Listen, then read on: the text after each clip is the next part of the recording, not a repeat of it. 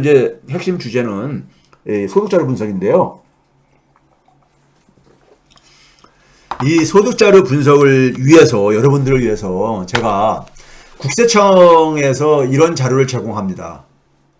매년. 그러니까 우리가 대부분 많은 사람들은 근로소득이죠. 대개 뭐냐면 자기 이제니까는 월급을 받고 아니면 무슨 뭐 아르바이트를 하든 간에 근로소득이잖아요. 소위 말 노동소득이잖아요. 이걸 대부분 받고 있죠. 근로소득이라는 게 있고, 그 다음에 뭐냐면 또 이제 통합소득, 뭐 자영업자나 아니면 사업을 하시는 분들은 사업소득도 있고, 그 다음에 뭐냐면 뭐 자산을 통해 가지고 얻는 배당소득이라든가 이자소득이라든가 아니면 뭐 그러니까 임대소득이라든가 이런 소득들도 있잖아요. 그런데 통합소득이라고 하고 있습니다. 네, 국세청에서 근로소득과 통합소득을 나눠서 이렇게 이 자료를 이제 그러니까 분류를 하고 그러는데, 국세청 이제 자료가 2021년께 2021년 것까지가 그러니까 지금 근로소득은 지금 정리가 됐어요. 예를 들면 우리가 지금 이제 이 월급쟁이들은 연말정산들을 지금 이제 한참들 하고 있거든요. 저 같은 경우도 이제 학교 같은 경우는 제가 이제 지난해 이제 그러니까 소득에 대한 자료를 이제 그러니까는 학교에서 그런 해주니까 직장에 있는 사람들은요. 하게 되면 그러니까 2월 달에 이제 그러니까는 그 정산을 한 거를 이제 해가지고 더 낼 게 있는가 아니면 돌려받을 게 있는가, 이게 이제 연말 정산이라고 그러죠. 이게 이제 2월 달에 이제 그러니까는 이게 끝나잖아요. 이게 이제 그러니까 임금 소득이 있는 사람은 되게 그렇게 되지만은 되게 이제 개인 사업자들 같은 경우는 5월 달에 종합소득 신고할 때 그때 이제 해가지고 5월 달에 이제 그러니까는 5월 31일까지 이제 그러니까 신고를 하게 돼 있고, 그거를 이제 신고를 다 받은 다음에 국세청에서 그걸 이제 정리를 하죠. 허위 신고한 사람들 다시 또 이제 추가로 이제 그러니까 뭐 거기 하기도 하고, 그러다 보니까는 지난해가 2022년이잖아요. 2022년에 2021년도 소득이 그러니까 정리될 수밖에 없어요. 네? 그렇죠? 이제 그러니까 올해는 그냥 작년도 2022년 소득이 정리가 되려면 올해가 이제 다 지나이 또 나오는 것이고요. 그래서 국세청에서 보내준 자료를 가지고 쭉 보시게 되면요. 여기 보시게 되면 제가 샘플입니다. 샘플. 제가 이제 분석한, 여러분들에게 소개할 이제 수치를 소개한 것을 어떻게 계산했는지를 제가 샘플을 제가 소개를 하는 거예요. 교수님이 어떻게 계산했는가 해가지고요. 국세청에서 보내준 자료는 이런 겁니다. 2021년분 임금소득에 대해서 예를 들어 상위 전체 인원, 그러니까 소위 임금을 받은 사람들, 급여를 받은 사람들이죠.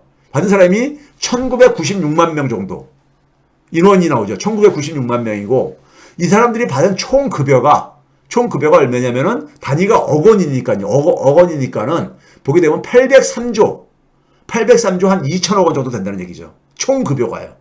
예? 그래가지고 여기에 대한 세금을 그러니까 얼마를 내겠다 하는 거예요. 이게 한 52조 한 7천억 원 정도를 내겠다는 게 맨날 나오는 거죠. 그 다음에 이걸 계층별로 상위 0.1%부터 쭉 해가지고 1%까지는 0.1%로 천분위로 그러니까 쪼갠 다음에, 그 다음에 뭐냐면 나머지 그러니까는 이제 100분위로 해가지고 1% 단위로 쭉 끊어가지고 이걸 이제 그러니까는 소득자료를 생성을 한 거예요. 이 생성한 이 자료를 가지고 제가 계산을 한 겁니다.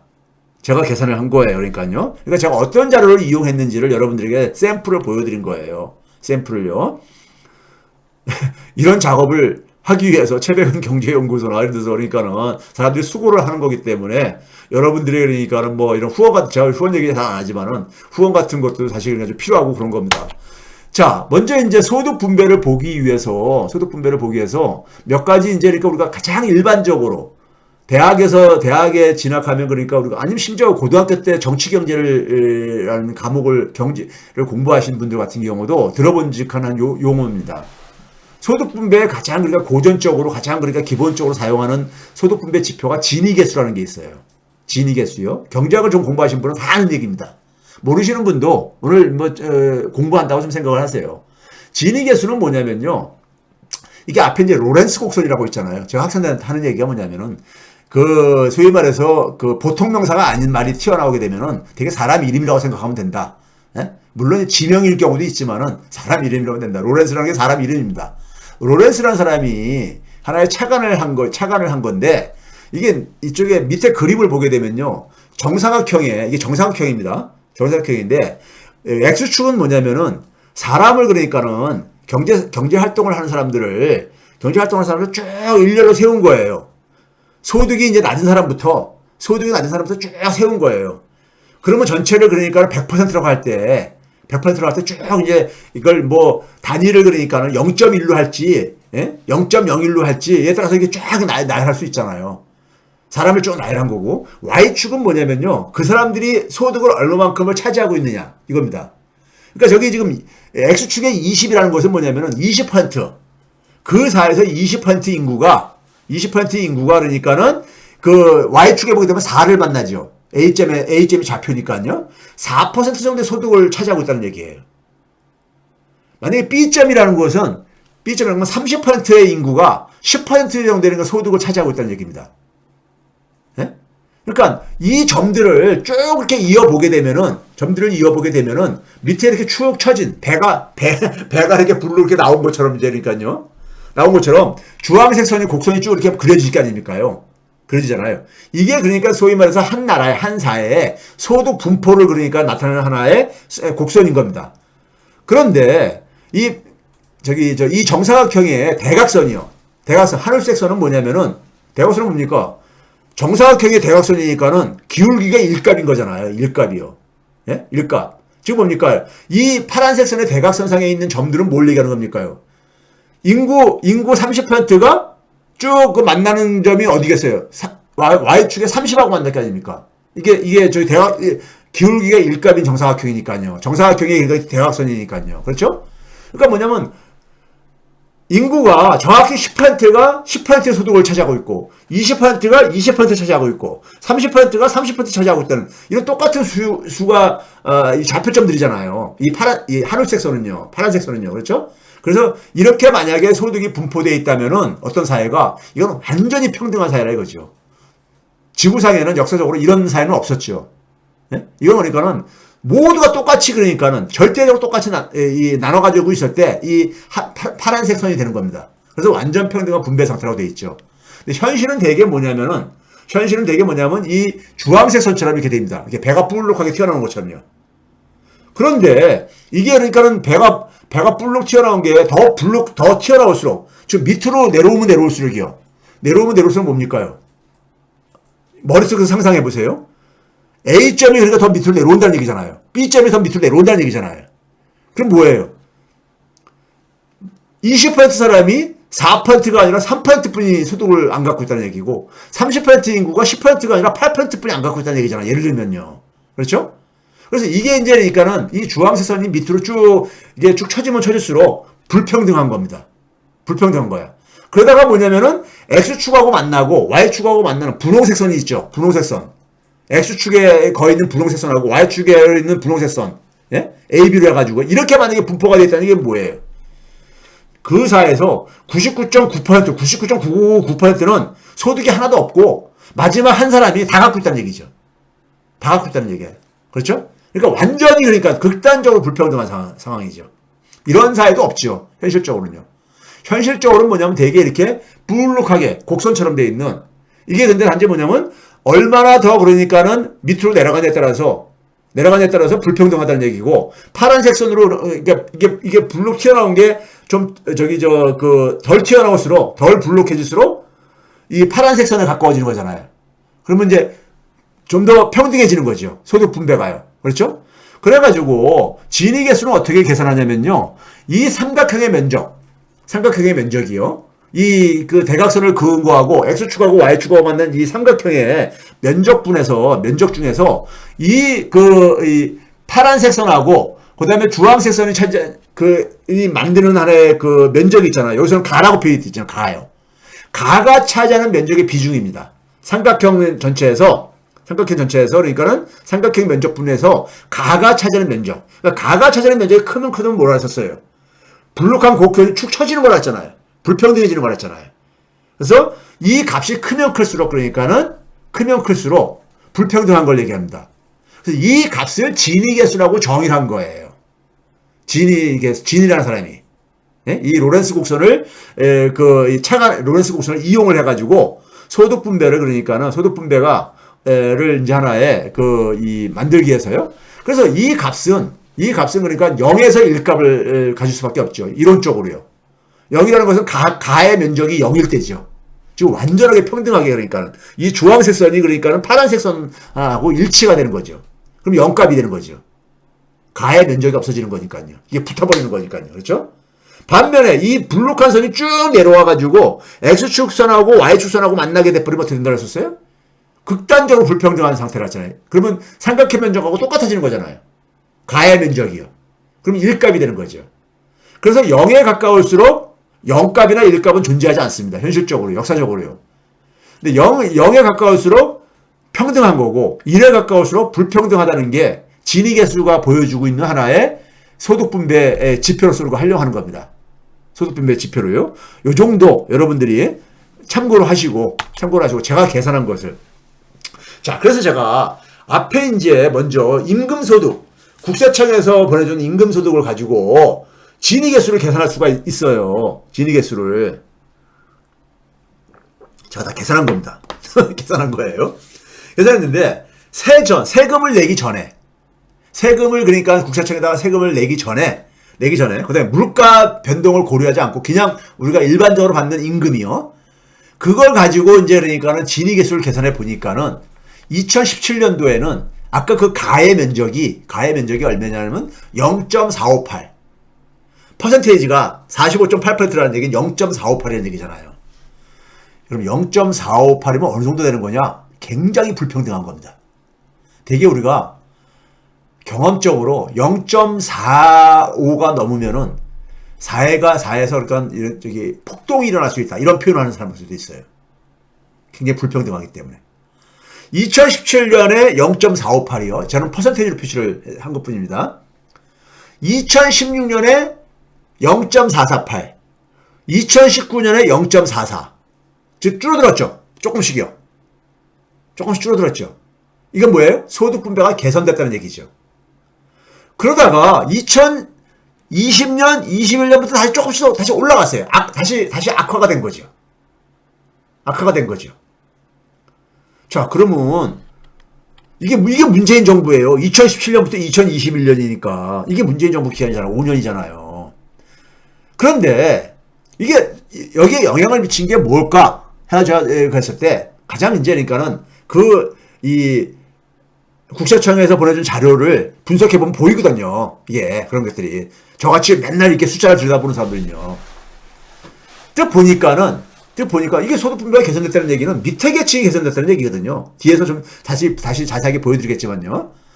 이 기간 동안에 최저임금의 변화율을, 밑에 빨간색 수치는 최저임금의 상승률입니다. 우리가 2017년도에 7.3%는요, 이건 2016년도에 결정한 겁니다. 최저임금위원회가 되게 7월달에 최저임금 인상률을 결정을 하거든요. 그 다음에 거를요. 그러니까 2017년도가 문재인 정부 기간이지만 2017년 5월 10일부터가 문재인 정부 기간이지만은 이때 최저임금 인상률은 이미 박근혜 정부 마지막 해에 결정된 거예요. 7.3%는요. 그리고 문재인 정부에서는 뭐냐면은 2017년 7월달에 2018년도 걸 결정했고 2018년도 7월달에는 2019년도 걸 결정했고 이렇게 그 다음에 거를 결정을 한 겁니다. 근데 문재인 정부에서 그러니까 결정을 하면서 우리가 굉장히 시끄러웠던 것이 뭐였었습니까요? 2018년, 2019년 연속 두 자릿수로 최저임금 인상률을 결정을 하면서 굉장히 사회적으로 시끄러웠었죠. 지금 집권 여당은 그러니까 이 최저임금 가지고 그러니까는 다 경제 망치고 있다는 얘기를 퍼부었었고 당시에 그랬었죠. 예? 제가 사실을 굉장히 예고하고 있다고 그때 얘기를 했었고요. 근데 2018년도, 2019년도가 16.4%, 10.9% 인상했다가 그러다가 최저임금 인상을 항복을 합니다. 문재인 정부가요. 워낙 공격을 받으니까요. 문재인 정부 5년 기간 동안 최저임금 인상률을 보게 되면요. 박근혜 정부 5년 동안의 인상률과 거의 같아요. 평균으로 보게 되면요. 예? 왜? 후반부에 가가지고 거의 그러니까 동결을 했거든요. 거의 동결. 여기 2020년 2.87, 2021년 1.5% 거의 동결을 이렇게 하거든요. 그러니까 5년간 평균을 보게 되면요. 박근혜 정부 때는 거의 비슷해요. 그러니까 별로 올리지도 못하고 그러니까 엄청나게 공격을 받은 거예요. 제가 뭐 그 얘기를 하자는 게 아니라, 그럼 여기서 보게 되면은 2018년, 19년대 두 자릿수 큰 폭을 올렸을 때 소득 분배가 개선하고 같이 같은 방향으로 움직이잖아요. 그러다가 최저임금 인상률이 떨어지니까는 다시 악화되잖아요. 네? 다시 악화되잖아요. 그렇죠? 그렇죠. 그러면 우리가 되게 소위 사이비 시장주의자들이 하는 얘기가 뭐냐면 최저임금 인상하면 일자리 없어진다 이런 얘기를 하고 그래요. 이런 얘기를 하고 그러죠. 여기 봐보세요. 임금을 받는 사람한테만 적용되는 거예요. 최저임금 인상을 했을 경우는요. 임금 안 받는 사람, 사업자들은 영향 안 받는 거잖아요. 예? 물론 사업자들이 사업자들이 그러니까 뭐 폐업하고 경영이 악화되고 폐업하고 있어도 임금을 받는 사람이 그러니까 고용이 더 되느냐 안 되느냐 이와 관련해 가지고 보게 되면요. 이거는 객관적으로 뒷받침이 안 된다는 얘기가, 자, 우리가 되게 임금 노동자가 있습니다. 임금 노동자라는 숫자가, 그 통계청의 수치가 있어요. 여기 보시면 맨 밑에 보게 되면은 임금 노동자가 맨 밑에 이 주황색 비슷한 색으로 쓴 게요. 1993만 명, 2017년도에. 2018년도에 1377만 명. 2020년도에, 아니. 맨 밑에 주황색이니까. 2008만 명, 2044만 명. 그리고 2020년에 2033명, 2075만 명, 2021년. 또 봐봐요. 그럼 최저임금이 인상이 컸었던 앞에 두 해, 2017년 대비 2019년 2년 동안에 51만 명 정도가 증가했어요. 51만 명 정도가. 전체 임금 노동자가. 반면에 그 두 해는 뭐냐면은 2019년 대비 2021년에는 42만 명만 증가했습니다. 그러니까 고용이 감소한다는 얘기는 적어도 수치상으로는 뒷받침이 안 된다는 얘기입니다. 그 다음에 임금 노동자 중에서 특히 일자리가 상대적으로 좋은 노동자는 그러니까 뭡니까? 임시 노동자나 소위 말해서 임시직이나 일용직 이런 걸 빼고 상용직이라고 하죠, 우리가요. 상용 근로자를 보게 되면요. 상용 근로자도 보게 되면은 앞에 기간이 더 많이 증가했잖아요. 앞에 기간, 뒤에 기간보다. 그렇죠? 뒤에 기간보다 더 많이 증가했어요. 그런 점에서 확인이 안 되는 얘기라 이거예요. 자영업자 타격은 뒤에서 얘기할게요. 사실 자영업자는요. 제가 자영업자 연구 엄청나게 했습니다. 제 대학원생이 자영업 같은 논문을 쓰고 제가 그 논문을 지도하고 가가지고 그러니까 대학원 학위 논문도 하고 학술자 발표도 하고 그렇기 때문에 이 부분에 대해서 제가 통계에 대해서 아주 빠삭합니다. 자영업자들의 그러니까는 이 수입에 영향을 미친 거는요. 자영업자의 그 어려움은 사실 굉장히 오래전부터 거슬러 올라갑니다. 90대 초부터 산업체계 변화가 생기면서 소위 말해서 제조업 종사자가 줄어들면서 제조업 종사가 저는 그걸 탈공업화라고 하는데요. 탈공업화라고 하는데 과거의 방송에 이게 있습니다. 지금 뭐냐면 제조업의 종사자가 기술이 발전하고 그러면서 이게 줄어듭니다. 92년부터 탈공업화가 진행되어져요. 우리나라는 제조업 굉장히 중심적인 경제 구조거든요. 제조업에서 일자리가 줄어들면서 뭐냐면 제조업에서 일자리 줄어든 사람이 가야 될 일자리는 뭡니까요? 두 가지예요. 크게요. 하나는 뭐냐면 서비스 분야가 있고 하나는 뭐냐면 밑으로 가게 되면 1차 산업입니다. 제조업이 2차 산업의 핵심이니까요. 그렇죠? 근데 우리나라 서비스가 굉장히 취약해요. 고임금 서비스가 취약합니다. 우리나라는요. 예? 고임금 서비스가 취약해요. 이것도 과거 방송에 다 했어요. 설명을 했었던 겁니다. 취약해요. 취약하다 보니까 되게 어디로 가냐? 저임금 서비스로 가죠. 자영업도 서비스잖아요.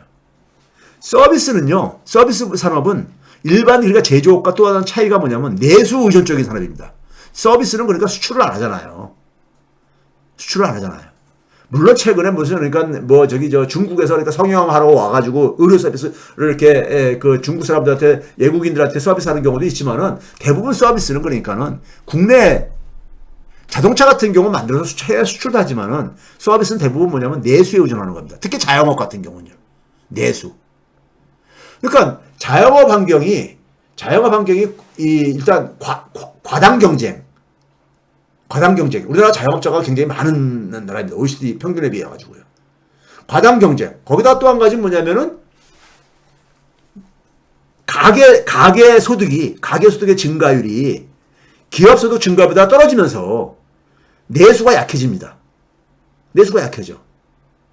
그러니까 공급은 그러니까 소위 말 잠재적인 자영업자는 계속해서 증가하는데 자영업에 진출하려고 하는 사람은 굉장히 증가한다 이거예요. 왜? 일자리가 환경이 나빠지니까요.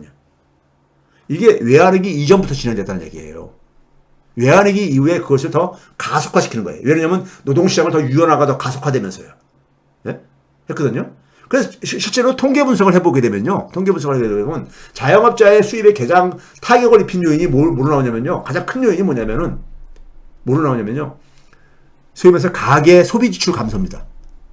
가계 소비 지출 감소예요. 네? 이게 가장 큰 요인이에요. 가장 큰 요인입니다. 그래서 제가 방송에서 과거에 이거 논쟁이 엄청 있었대. 제가 그런 적이 있어요. 일부 자영업자들이 저한테 막 이제 막 잘못 이해하고, 네? 저한테 막 항의하시는 분한테 제가 그랬어요. 자영업도 있잖아요. 소위 말해서 장사만 잘 되면요. 최저임금 이렇게 인상해도 이거 견딜 수가 있어요. 있잖아요. 소위 말해서 장사가 잘 되면요. 네? 장사가 안 되는 게 더 원천적인 문제라 이거예요. 장사가 안 되는 게. 장사가 안 돼서 수입도 굉장히 그 압박을 받는데 거기다가 이제 그러니까는 비용 인상 요인이 생기니까는 울고 싶은데 뺨 때려준 거죠. 그러니까 자영업자들한테요. 그래서 결국은 뭐냐면 자영업자들이 우리나라가 굉장히 뭐 600만 명 이렇게 되고 그러는데 거기 이제 그 가족 종사자까지 포함하게 되면요. 이들이 그러니까는 이 최저임금에 대해서 소위 말해 조중동이 잘못된 정보를 예고하면서 여기에다 융단 폭격을 했죠. 근데 최저임금 인상을 하게 되면 그게 그러니까 내수에 그러니까는 소비로 연결하잖아요. 젊은 사람들이 많이 그러니까 편의점도 이용하고 하잖아요. 예? 되게 최저임금 받는 사람들은 저임금 계층들이 내수에 대부분 소비를 하는 사람들입니다. 내수에. 예? 자, 어쨌든 간에 그 얘기 좀 뒤로 하고요. 뒤에서 다시 다룰 겁니다. 그 다음에 이제 보시게 되면요. 상위 0.1%에 지금 세금 전 명목소득 기준입니다. 상위 0.1% 기준도 어떻게 됐습니까? 정확하게 2019년까지 계산되잖아요. 그렇죠? 상위 0.1%면은 초고소득층입니다. 초고소득층이에요. 이들이 줄어들잖아요. 2019년까지는요. 그래서 다시 2021년 다시 올라가 버리잖아요. 그러니까 적어도 상위 0.1%로 봤을 때는 문재인 정부에서 그러니까 최저임금을 중간에 중단하면서 결국은 이게 그러니까는 출발점보다 더 악화된 거잖아요. 더 악화된 거야.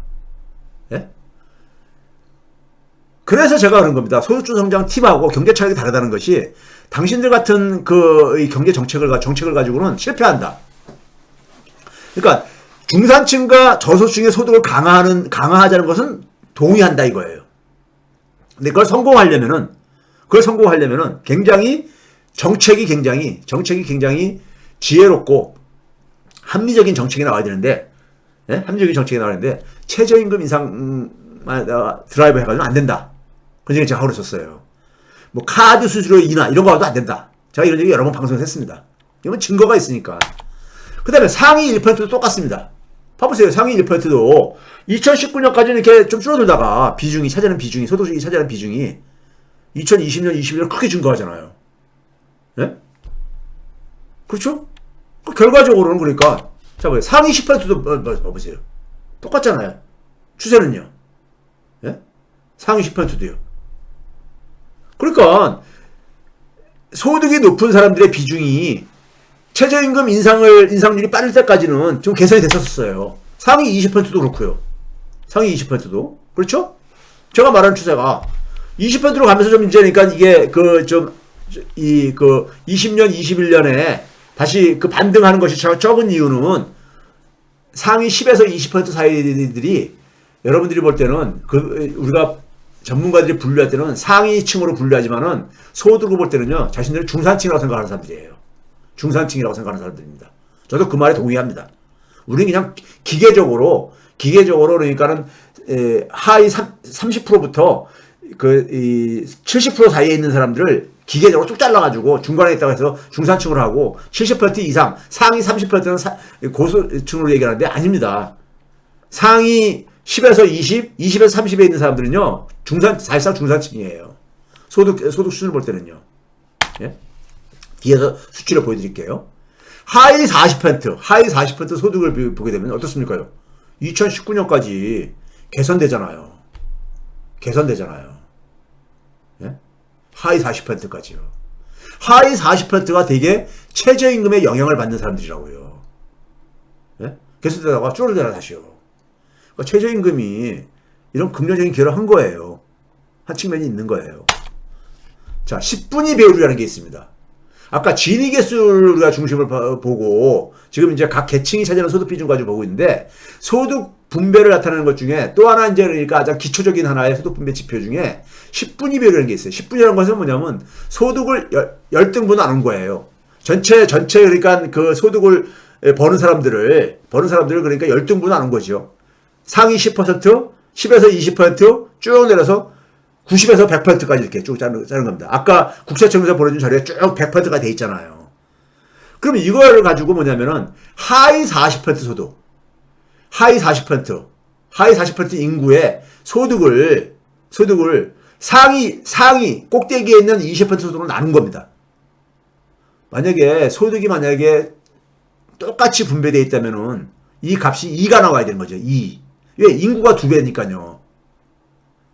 이 분자가 하위 40%가 상위 20%보다 40% 인구하고 20% 인구면 인구가 2배잖아요. 그러니까 똑같이 소득이 분배가 됐다면 이게 2값이 나와야 되는 거잖아요. 예? 만약에 하위 40%가 소득이 0이면 그냥 0값이 나오는 것이고요. 그래서 이게 그러니까는 상대적으로 하위 40%가 상위 20%보다 어느 정도니까 되게 일반적으로 보게 되면 이게 1값보다 커야 되는 거예요, 사실은요. 예? 그 사회가 정상적인 사회라면요. 근데 이거 봐보세요. 우리나라는 0.3도 안 돼. 0.3도 안 돼. 인구는 2배나 많은데, 예? 그러니까 이 소득 격차가 굉장히 크다는 얘기인 겁니다. 근데 이거조차도 2019년까지는 개선되잖아요. 어쨌든 간에. 미미하나마 개선되잖아요. 0.25, 0.16, 0.28. 그러니까 25%, 26%, 28%로 이렇게. 그러다가 2020년부터 다시 또 그러니까 후퇴하잖아요. 자, 그 다음에 5분위 배율이라는 게 있습니다. 이건 꼭대기 20% 사람의 소득하고 밑에 20% 사람의 소득하고 이걸 이제 그러니까 얼마나 몇 배가 되는가를 보는 거예요. 몇 배가. 이게 이제 그러니까 근로자 소득입니다. 근로자 소득만. 보게 되면요. 2017년도에는 16.3배였었어요.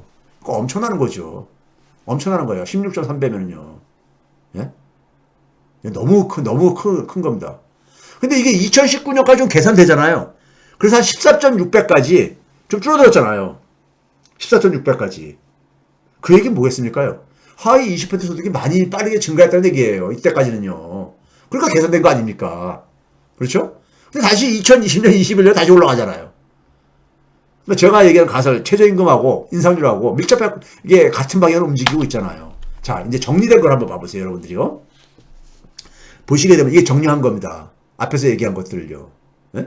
정리한 건데, 이게 보시게 되면요, 전체 평균이 2017년도에요, 3,300만원 정도 됐었습니다. 2021년도에 3,760만원으로 물가를 고려 안 한 겁니다. 물가 고려한 건 뒤에 소개하고 있어요. 이거 보시게 되면요, 얼마 차이 납니까? 한 400만원 정도 증가한 거예요. 한 5년 사이에. 400만원 정도예요. 네? 연소득입니다, 물론. 연소득이요. 연소득. 평균, 전체 평균이요. 전체 평균이 3,800만원이 좀 안 돼요. 3,800만원이면요. 한 달에 얼마란 얘기입니까? 300만원이면은 3,600만원이잖아요. 한 달, 이게 세금 전입니다. 세금 전. 예? 그러면 300 한 1, 20만원 가지고, 300, 1, 20만원 우리가 평균이라는 거예요. 평균은 중간값보다 위에 있는 소득입니다. 중간값보다. 예? 여기 보시게 되면 맨 밑에 60% 선에 있는 평균 소득을 60%라는 것은 위에부터 해가지고 쭉 해서 60%니까는 밑으로부터 되면 밑에 40% 선에 있는 거예요. 밑에 40%. 그걸 봐보세요. 2021년도에 2,460만원. 한 달에 200만원 정도 되는 겁니다. 한 달에 200만원이요. 그러니까 우리나라 임금 수입이 임금으로 그러니까 먹고 사는 사람들이요. 예? 그러니까 월급 받고 뭐 어쨌든 간에 아르바이트를 하든 뭐든 간에 그러니까요. 예? 급여 생활자들이죠. 이들의 그러니까는 밑에서 그러니까 40%에 있는 사람이 2,460만 원. 예? 그러니까 50%는 뒤에서 보여드릴게요. 어느 정도 있는지. 그러니까 별로 그러니까는 이게 큰 소득이 아니에요. 평균 소득 한 달에 300만 원 가지고 면 이게 만약에 그러니까 헛벌이 가장이 혼자만 버는 가정이라면은 이거 가지고 저축을 해가지고 집을 사고 아니면 전세금을 그러니까 올라가는 걸 이거 충당하고 힘들지요. 평균적인 그러니까 헛벌이 하는 이 가게 같은 경우는요. 예?